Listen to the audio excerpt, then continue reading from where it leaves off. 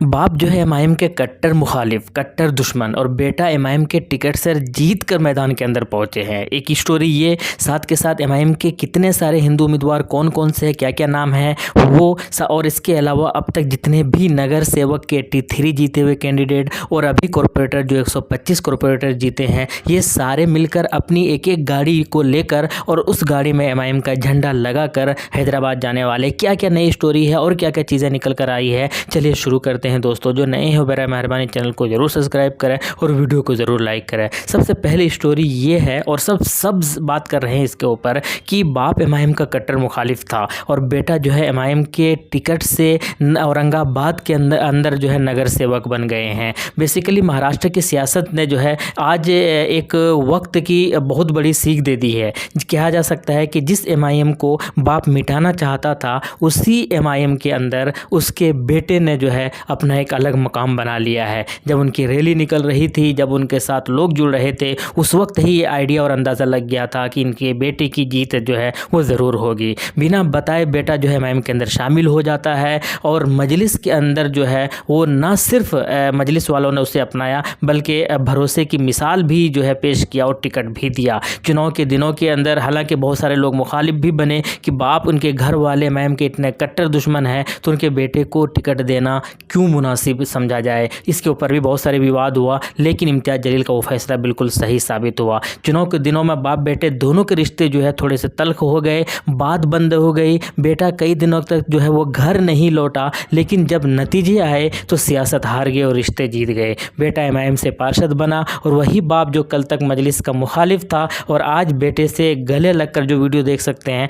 गले लगाकर जो है उसकी जीत का जो है जश्न मना रहा था। ये सिर्फ एक जीत नहीं है बल्कि ये एक पैगाम है। एमआईएम सिर्फ एक पार्टी नहीं, एक जज्बा है जो दिल में उतर जाए तो नफरत मिट जाती है और रिश्ते जीत जाते हैं। ये एक बहुत बड़ा सबक है। हम बात कर रहे हैं इस नौजवान का जो वीडियो के अंदर देख रहे हैं, जब इनकी रैली निकल रही थी, जब इनके साथ लोग जुड़ रहे थे, जब इनको टिकट मिला था, तो उसी वक्त आइडिया लग गया था कि इनकी जीत जो है यकीनी है। लेकिन इनके बाप की अगर बात की जाए मौलाना की, तो ये साहब जो है हमेशा से एमआईएम का कट्टर जो है मुखालिफिन में से एक थे और लगातार एमआईएम के ऊपर जो है ज़बानी हमला करते हुए भी नज़र आते थे। लोग इसके ऊपर इसीलिए सवाल भी कर रहे थे। एक स्टोरी ये है। इसके अलावा एक और स्टोरी क्या है, वो स्टोरी ये है कि औरंगाबाद के अंदर जो है एमआईएम पार्टी ने इस बार 33 सीटों पर जीत हासिल किया है और इससे पहले की अगर बात की जाए तो 25 सीट पर जीत हासिल किया था पहली बार जब पार्षद की चुनाव हुआ था, कॉरपोरेटर का चुनाव हुआ था। लेकिन इस बार 33 सीट पर जीत हासिल हुआ है। बकौल इम्तियाज़ जलील साहब उन्होंने कहा था कि मुझे लगता है कि 28 सीटों पर एमआईएम पार्टी जीत हासिल करेगी, लेकिन 28 नहीं बल्कि एमआईएम पार्टी की तरफ से 33 सीटों पर जब जीत हुआ है तो आप समझ सकते हैं कि इम्तियाज़ जलील साहब कितने खुश होंगे और किस तरीके से वो जो खुश होंगे वो बयान नहीं कर सकते। लेकिन उससे भी अच्छी बात है कि इन 33 में से 4 हमारे हिंदू भाई भी जीत कर आए हैं। अशोक रंगनाथ है, उनमें से एक विजय जी है, विजय श्री यादव है, काका साहेब है और सुनीता मनोज है। तो इन चारों ने भी जो है एमआईएम की टिकट से चुनाव लड़ा था और न सिर्फ लड़ा था बल्कि जीत भी हासिल किया है। इसके अलावा एक बहुत ही कम एज की, बहुत ही कम उम्र की एक और लड़की थी अंकिता, उन्होंने भी 4000 से ज़्यादा वोट लेकर आई और वो भी जीत के करीब पहुँचे, लेकिन जीत उनको हासिल नहीं हुई। लेकिन ये दिखाता है कि एमआईएम की टिकट से जो है अब हिंदू उम्मीदवार भी उतर रहे हैं और न सिर्फ उतर रहे हैं बल्कि जीत भी हासिल कर रहे हैं। ये बहुत ज़्यादा एक कहीं ना कहीं सबक लिया जा सकता है, सबक हासिल किया जा सकता है। इस बात का भी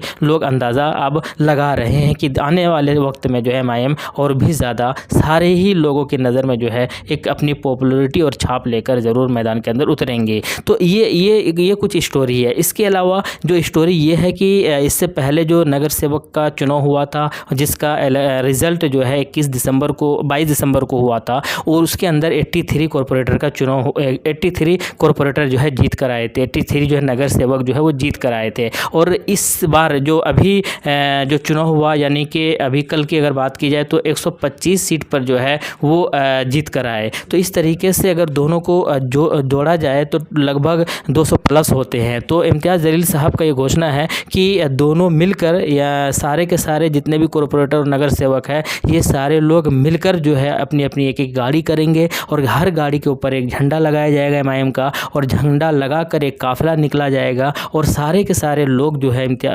हैदराबाद पहुंचेंगे और वहां पर अकबरुद्दीन ओवैसी साहब से मुलाकात करेंगे, अकबरुद्दीन ओवैसी साहब से मुलाकात करेंगे और धन्यवाद कहना चाहेंगे। ये इस अंदाज़ में इम्तियाज़ जलील साहब ने ये घोषणा किया है। ये भी एक थोड़ा सा अनोखी होगी कि किस तरीके से काफ़िला जाएंगे, कैसे एक अलग ही पॉपुलैरिटी होगी, अलग ही पब्लिसिटी होगी और कहीं ना कहीं एक मोटिवेशन और लोगों के लिए होगा कि भाई देखिए इस तरीके से इज़्ज़त मिलती है एमआईएम के अंदर जो नगर सेवक है, कॉरपोरेटर, चाहे छोटे लेवल पर ये ज़रूर है, लेकिन इसी चुनाव को जो है मिनी विधानसभा चुनाव भी कहा जाता है, आप सबको पता होगा। क्योंकि यहाँ पर अगर ज़्यादा कॉरपोरेटर जीतेंगे तो विधानसभा के अंदर यही कॉरपोरेटर जो है मेहनत करके एमएलएस और एमपीस जो है उम्मीदवारों को जिताने की कोशिश करते हैं। आप सबको पता होगा, इसमें किसी भी तरह के दो राय नहीं है। और महाराष्ट्र के अंदर एक बड़ी कामयाबी मिली है और इसी की वजह से जो है सारे जगहों पर पूरे हिंदुस्तान के अंदर एमआईएम का चर्चा हो रहा है। कई सारे पार्टी को पीछे छोड़ा, कांग्रेस को बहुत जगह पर पीछे छोड़ा, एनसीपी को बहुत जगह पर धूल चटाया एमआईएम ने और भी कई सारी पार्टियों को पीछे छोड़ा।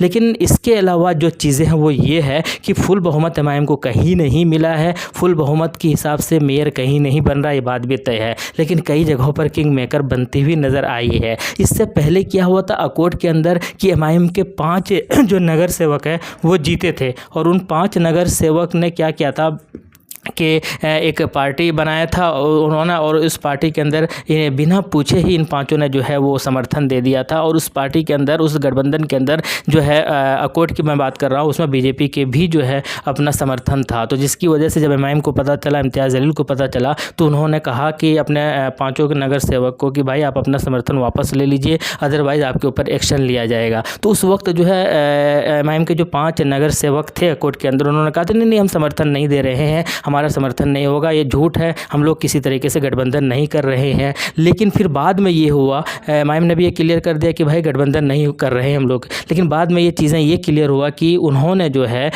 5 के 5 नगर सेवक ने जो है एमआईएम के मर्जी के खिलाफ जाकर जो है उन्होंने क्या किया कि उस गठबंधन को सपोर्ट कर दिया, उस गठबंधन के अंदर अपना समर्थन दे दिया, जिसकी वजह से वहाँ पर, और उस गठबंधन के अंदर बीजेपी भी था। तो इसी वजह से एमआईएम ने उन 5 के 5 जो नगर सेवक है उनको पार्टी से निकाल दिया है, बर्खास्त कर दिया है। और ये कहते हुए बर्खास्त किया है कि अगले 5 साल तक हो सकते हैं कि आप नगर सेवक ही रहें और आप बहुत सारा फ़ायदा भी उठाएं। लेकिन जिस तरीके से बिहार के अंदर जो हाल हुआ था, जिस तरीके से बिहार के अंदर जो एमआईएम के जीते हुए कैंडिडेट ने धोखा देकर पार्टी बदल लिया था, उसके बाद उनका क्या हश्र हुआ है ये बिहार के अंदर सबको पता है कि किस तरीके से अंजाम हुआ उन लोगों का। बहुत लोग को तो टिकट नहीं मिला और बहुत को टिकट मिला तो बहुत गंदे तरीके से हारे। तो वही हाल जो है इनका भी 5 साल के बाद होगा और यही सबक लेना होगा। अभी जो कॉरपोरेटर का इलेक्शन हुआ है कई जगह, जैसे अमरावती के अंदर, वहाँ पर एमआईएम किंग मेकर बन सकती है। अब एमआईएम के खिलाफ जाकर अगर कॉरपोरेटर वहाँ पर समर्थन देते हैं तो फिर जो है वो दिक्कत हो